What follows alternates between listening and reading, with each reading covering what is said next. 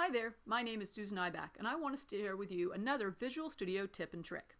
Now, I'm sure you're wondering if I'm sharing Visual Studio tips and tricks, what I'm doing in PowerPoint of all things. Well, if like me, you occasionally have to share code in slide decks, you're going to love this next tip. Last year, when I was at the Imagine Cup 2014 World Finals, I met a team of students who built an add-in for Office, and I've been anxiously awaiting it to be published to the store, and it's out now. This particular add-in helps you display code in your PowerPoint presentations. So if you have a nice new slide and you want to try this add-in, all you need to do is go to Insert, and if you haven't uploaded the app before, you're going to need to go to the store, and you're going to search the store for something called Code Presenter Pro. You'll see the app here. It's a free app from iGeek Studio. These are some students who entered Imagine Cup last year. Now I already have this app installed on Office, so I'm just going to go to My Apps, and I'm simply going to say, hey, please add Code Presenter Pro to the slide I'm in now. When I do this, you'll notice that it's going to add some sample code onto my page. But this isn't the code I want to display in my slide deck. I've got some code I've written inside Visual Studio that I want to display. So I'm going to go over to Visual Studio, and I'm going to take some Python code that I've written, and I'm going to copy that Python code onto my slide. Now, of course, you'd be copying C# code, Visual Basic, Java code. You choose the language that you're working with.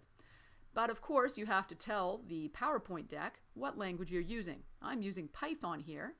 So if I select Python as the language and choose OK, it now is going to color syntax my code on the slide for me. So I've got really nicely formatted code on the slide. But I think what's really neat is what happens when you start using it as a slideshow.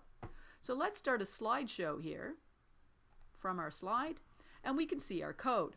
Now, one of the neat things is we actually have that ability to expand and collapse our code. So if you've got a large amount of code that you're trying to display, you have that ability of focusing in on what's interesting. We also have the ability to make the code a bit bigger or smaller using the add-in.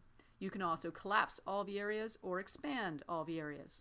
You can even start going in and highlighting and drawing lines. You've got a pen here you can use to sort of draw circles around things, and you can still, erase that as well, or erase all the ink and so on. So you've got some drawing capabilities. You can even go in and start editing the code.